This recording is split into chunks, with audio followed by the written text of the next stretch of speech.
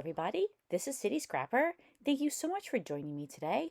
Today I have a layout for you that I made using the My Creative Scrapbook limited edition kit. For this layout, I'm going to be doing some paper tearing, and you can see that I've already started. I took a couple of pieces of different colored paper that I had already done some projects with, and I'm using the rest of them to create some pieces with torn edges. And you can see here that I am trying to tear the paper in the same pattern. Of course, it's torn, so it's not exact, but I'm just using one of the other papers that I tore for a template for the next paper that I'm tearing. And so you can see here that I have blue and yellow and peach, and then I tore another piece of blue and I layered them on top of each other, and I'm going to be keeping them to the left side of the layout. So now I'm going back in and I'm just kind of putting some finishing touches on them. I tore off a little extra bit of white, and now I'm distressing. I started off using a distressing tool, but then I decided I wanted them to be not just distressed, but bent up a little bit and torn. So I thought it would just be easier to just do that with my hands. So you could see I'm doing it to each one. I'm tearing off any extra white. When there's too large of a white area, I tore a little bit of that off, and then I'm just roughing them up and then stacking them on top of each other and deciding how I like that. And I like the three colors, but I was thinking that I needed a little bit more, maybe another layer of yellow. So I went ahead and tore another piece of the yellow, and you could see there was a very large white edge there. So I tore that off. And then I was thinking that it probably would look better to have a little bit of a dark pattern mixed in. And the darker pattern that has the butterflies and the black on it that you could see there on the right, that was on the other side of the yellow. But when I flipped over that piece of yellow paper that I tore, the edges didn't match with the other pieces of paper that I tore, so I had to just tear another fresh piece of paper. And same thing here, I'm just distressing those edges, and now I'm stacking them on top of each other, and I'm using the ATG adhesive to hold them in place. But you could see that I'm not attaching them down to the piece of white paper because I want to do some mixed media on the background. So I'm just going to attach them all to each other, and then once they're all attached to each other, then I can move that whole unit around and do my mixed media on the white piece of paper and then place that back on top. But before I get started with the mixed media, I decided to add one more layer, and you can see there that I am using some more of the blue pattern paper. And again, I'm distressing it and bending it, and I really wanted this whole area of the layout to look grungy and distressed. So now I'm using a pencil and I am tracing along the edges, and I'm going to do the same thing to my photo just so that I know where to put the mixed media. The first thing that I'm going to do is use some distress oxides with the packaging technique. So for the yellow, I am using squeezed lemonade and fossilized amber. And for the pink color, I'm using tattered rose and worn lipstick. And this is my usual sheet of 120-pound smooth white cardstock, and I've already put some white gesso on the top. So you can see here that I am making a little puddle of the pink along the bottom, adding some extra water, and then I'm using this Ranger tool.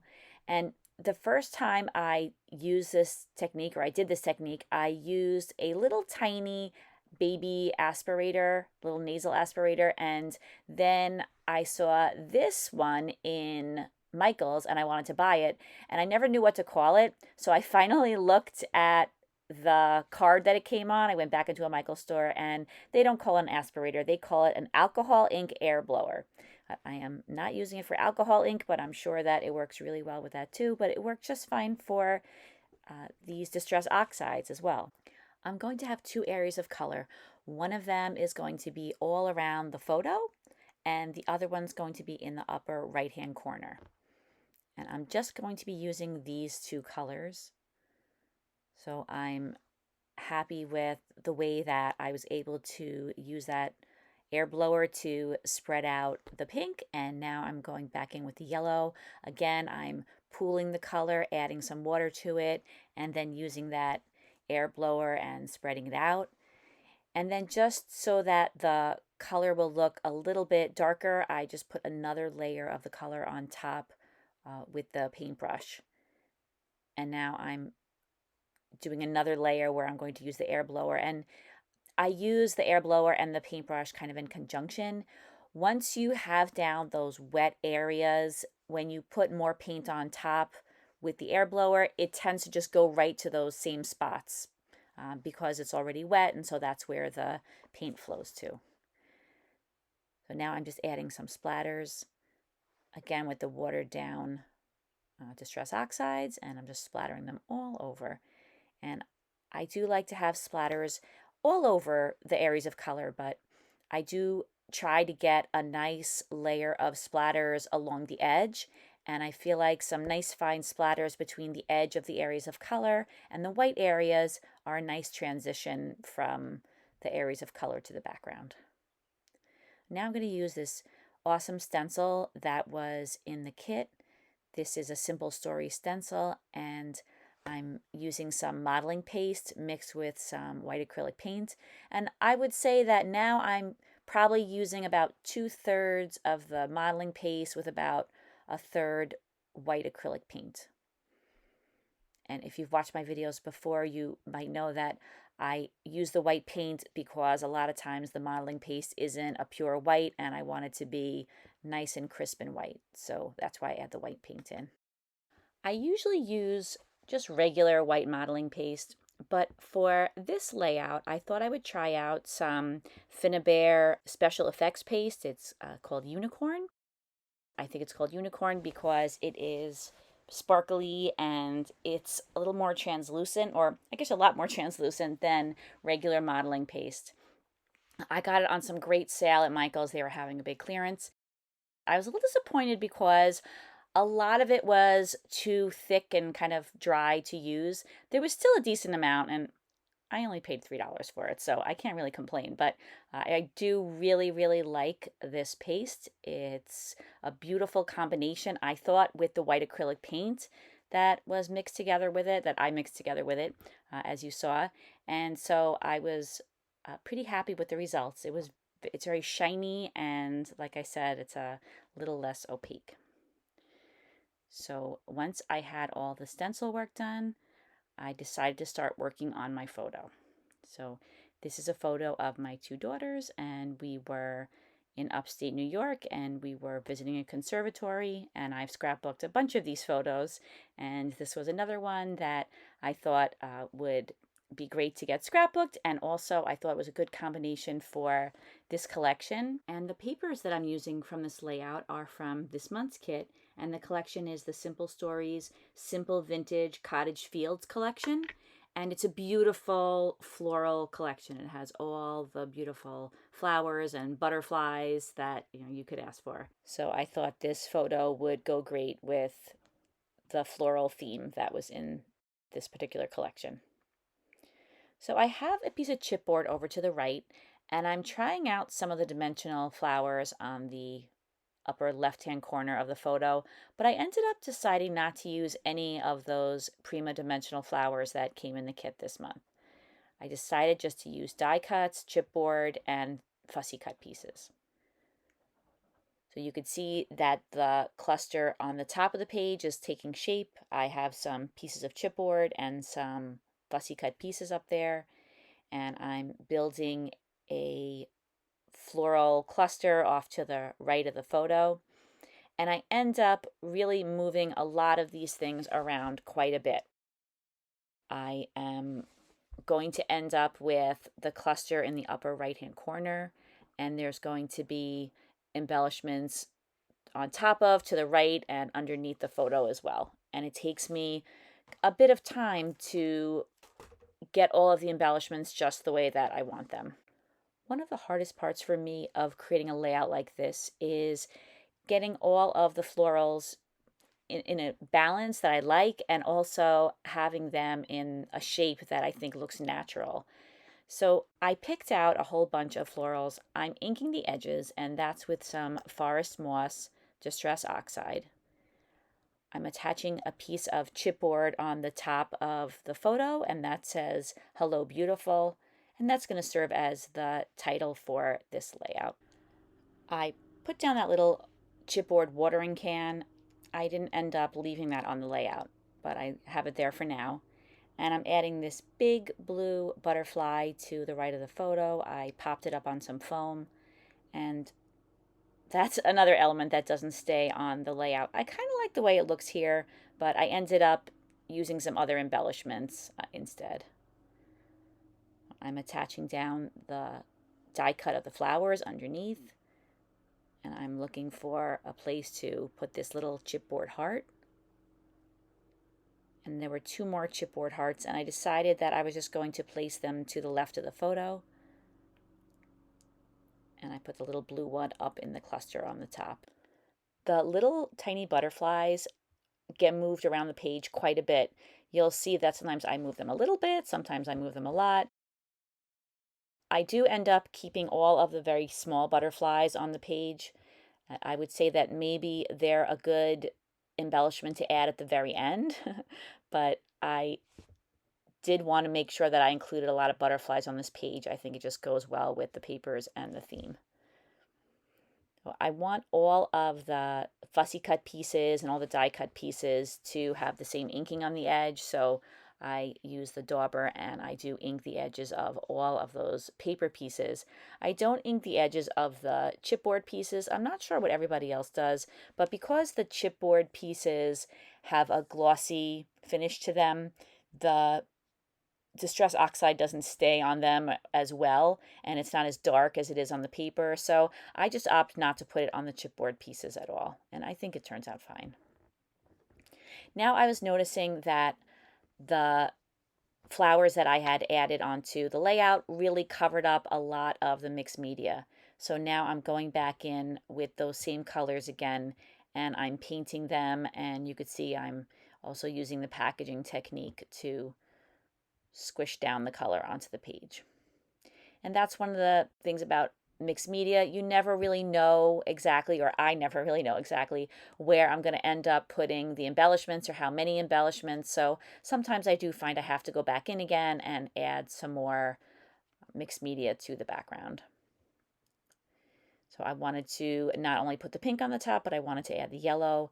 And then while I'm at it, I'm darkening some of those lines and adding a little bit more yellow to the bottom there too.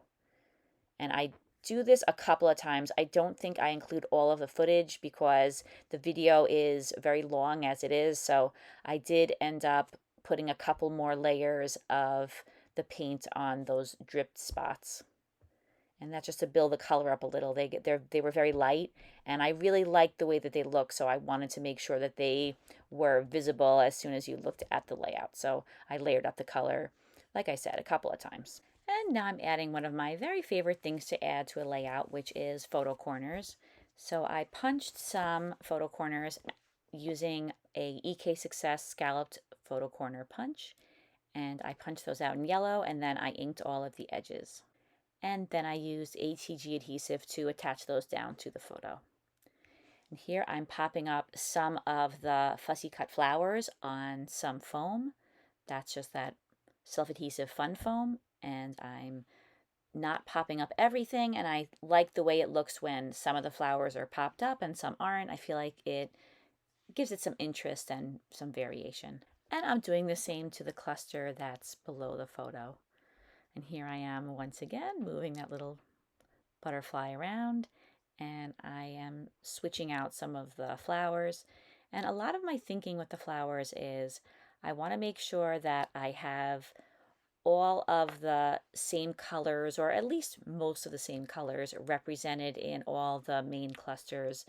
And I also want there to be different sizes, and I like there to be a nice shape to the cluster.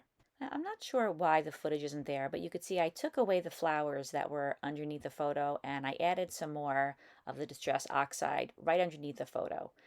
that larger area of pink is going to be covered up with the flowers, but I wanted to not only have some pink kind of peeking through the flowers, I also wanted to extend down some of those drips. So here I am doing the same thing with the yellow. There just wasn't enough color visible below the photo, and I felt like it went right from the photo into drips. I wanted to have a little bit of area of solid color in both the pink and the yellow before the drip started underneath the photo, and I hope that that makes sense. I wanted it to be clear to the eye where the strips of pattern paper ended and the background began, and I felt that that light blue really wasn't helping to do that, so I decided to put a little bit more of that darker pattern paper, that one that I'm holding here that has the black and the butterflies on it, as the last layer of pattern paper. So I'm just adding a little torn piece, and you could see that that does help to make it clear where the background ends and the pattern paper begin. So I was kind of happy with that. And then after I moved a few more things around, I decided that I was going to add a tiny pearl to each of the photo corners. And that's a touch that I started doing a couple of months ago, and I really like the way that looks. And then I also added some slightly smaller pearls to the two chipboard hearts that were to the left of the photo. I forgot to add one to the heart at the top, but I do that for the very last touch. Whenever I'm making a layout that has a lot of florals on it, I like to add some floral die cuts to the clusters of flowers. So off camera, I cut out a number of these die cuts, and the die that I used is something that's been in my stash for a long time. I'm really sorry I don't know the manufacturer, but I do like this die a lot because it's very light and airy, and it adds a little bit of a delicate element to the page. But I thought that cutting them out in white would still accomplish that, but it wouldn't confuse the eye and make the layout busier. So I'm cutting them out apart in some cases, or tucking them into some spots that look like either there's a little gap or there's an open area, and I feel like that just kind of finishes up the layout. Thank you so much for watching, everybody. I appreciate those of you who stuck with me till the end. This was a long video. Here are some close-ups of the layout. As always, I'll have the link to the My Creative Scrapbook website in the description box, and you could check out all of the beautiful kits that they have available this month and every month. I also wanted to say how much I appreciate all of you watching my videos and liking them and leaving those really kind and lovely comments. I really appreciate it, everybody. I hope that everybody has a wonderful day, and I hope to see you again soon. Take care, everybody. Bye-bye.